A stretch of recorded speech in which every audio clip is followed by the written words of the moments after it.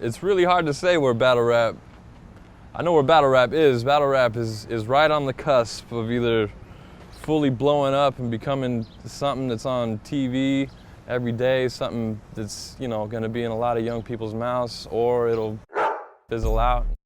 That was battle rapper Caustic in an interview with BattleRap.com.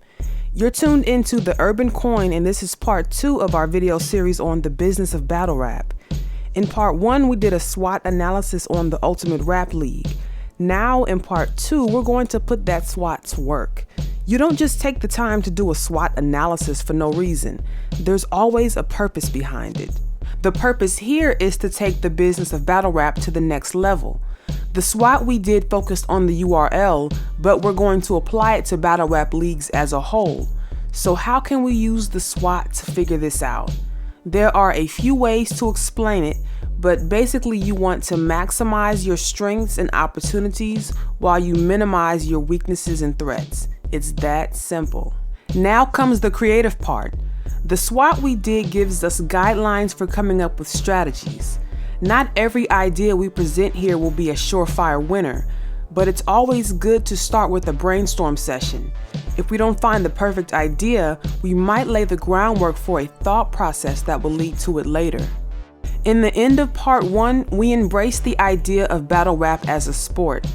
And if you think about it, this is exactly what it's like. 2 MCs go head to head in a battle to see who will reign supreme. There's one thing about battle rap that is different from most sports though, and that's that a clear winner is not always crowned. It's left up to the fans to decide. This is definitely true of the URL. While this isn't really a weakness, it's something that may need to change for our strategies to work. Alright, here we go. What can battle rap learn from professional boxing, the Olympics, and Kevin Hart? Now let me explain. The end product would still be rap battles, but there are some basic things that battle rap can borrow from this comedian and 2 sports organizations. So what can battle rap learn from the sweet science of boxing? Well, there are 4 major professional boxing organizations: the World Boxing Association, the World Boxing Council, the International Boxing Federation, and the World Boxing Organization. They each operate independently and award their own championship belts. They're like the different battle rap leagues. They all do the same thing, just under different brand names. But here's what battle rap can take from boxing. The 4 boxing organizations work together and recognize each other's champions. They come together for unification matches and name the winner the undisputed champion of the weight class. You probably already know where I'm going with this. The URL and battle rap have never done this before. Different battle leagues working together erases the threat of competing leagues. It also helps to fight against the threat of outside companies with deep pockets, like Total Slaughter. There's strength in numbers. The URL is the originator of this type of entertainment, but there are several other leagues that have been dedicated to battle rap for many years. They all have an authentic tie to battle rap culture that Total Slaughter can't duplicate. These leagues working together would be unique to the battle rap world and very credible with battle rap fans. Now, of course, the leagues would have to agree to work together, but if they could work that out, it would be totally new to the battle rap world, and fans would be excited. Okay, so what can battle rap learn from the Olympics? The Olympics started in ancient Greece. Athletes will compete against other athletes from their same country. It was like this for centuries, but it was Pierre de Coubertin who helped organize the Olympics into what we see today. He created the International Olympic Committee in 1894. One of the changes that came under the IOC was that every 4 years, the Olympics was hosted in a different country. This brought an international flavor to the Olympics and turned it into a worldwide sporting event. If the URL partnered with other leagues, taking the major unification battles to different locations might be the way to go. There are battle rap fans all over the world. Smack even hinted at taking the URL to Canada in an interview with BattleRap.com. I'd love to come to Toronto. I'm definitely going to do something in area. I want to do a battle in T-Dot. Go rock with my man Organic. Yeah. You know what I mean? Billy the Kid. You know what I mean? Bishop. No, those my dudes. I want to just come and, you know, make history out there on that land. Yeah. You know, they always come out here, so it's only right that You've been up there though. You're there for Conceit every night. I want to do a URL event out there. All right. You know what I mean? I want to show, you know, all my, you know what I mean, Canadians that, you know, I respect and love them, and I appreciate their support. You know what I mean? I want to do London. You know what I mean? I want to do South Africa. You know, these are all the territories that be hitting me up on my Instagram and my Twitters and this show me love. The URL hosting a battle in Canada would be a perfect opportunity to link up with Canada's own King of the Dot. All of the battle leagues have the same goals and pressures. Here's King of the Dot founder Organic talking with BattleRap.com. Man, it's the fans that make it seem like us leagues are all competitive. Us leagues are all understanding, like we're all going through the bullshit. You know what I mean? Like I look at other league owners and I think of them like, yo, you're someone that understands what I do. You know, the battlers don't, not many people do. So, you know, it's like a respect there for him. Like, you know, I know this stuff isn't as lucrative as it can be. We're still trying to find the avenues for revenue streams, and, you know, everyone's just breaking even to make these events happen, and, you know, to try to, you know, just make this scene thrive. So, you know, yeah, it doesn't need to compete. I don't think that's going to really benefit anybody. So what can battle rap learn from funny man Kevin Hart? Kevin started off his career as a stand-up comedian, and even though he's recently broken out as a movie star, he credits his stand-up success with opening up the doors to Hollywood. Following in the footsteps of other greats before him, Kevin made a name for himself through his stand-up specials. There's been Eddie Murphy with Delirious and Raw, Martin Lawrence with You So Crazy and Run Tell That, Chris Rock with Bring the Pain, Bigger and Blacker and Never Scared, and the Kings of Comedy, among many others. What most of these specials have in common is that they were filmed in small to mid-sized venues. Bring the Pain was filmed at the Tacoma Theater in Washington, D.C., which holds about 700 people. Bigger and Blacker was filmed at the Apollo Theater, which has a capacity of 1,500. You So Crazy was filmed at the Majestic Theater in NYC, which holds a little under 2,000 people. Delirious, Run Tell Dat, and Never Scared were filmed at the DAR Constitution Hall in Washington, D.C., which holds about 4,000. Eddie Murphy Raw was filmed at what was the Felt Forum in NYC.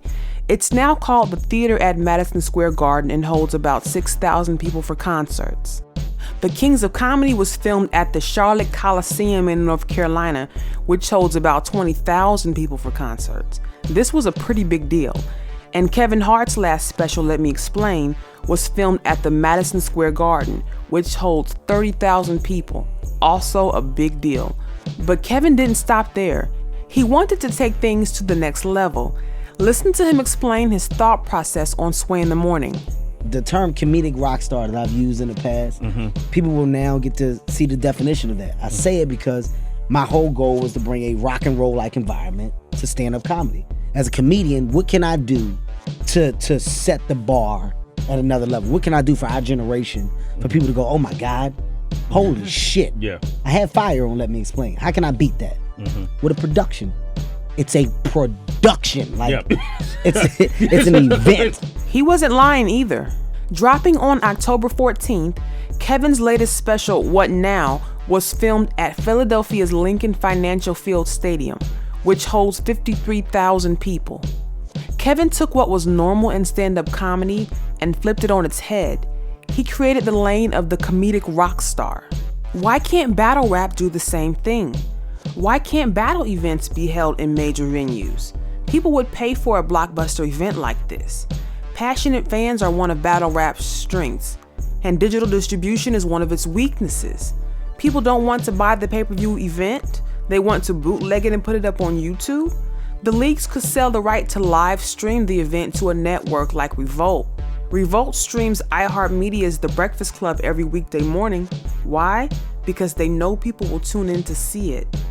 Of course, there would be much higher production costs to live stream an event at this level. But the sky's the limit for battle rap. There's no blueprint saying what can't be done. Organic says this way better than I can.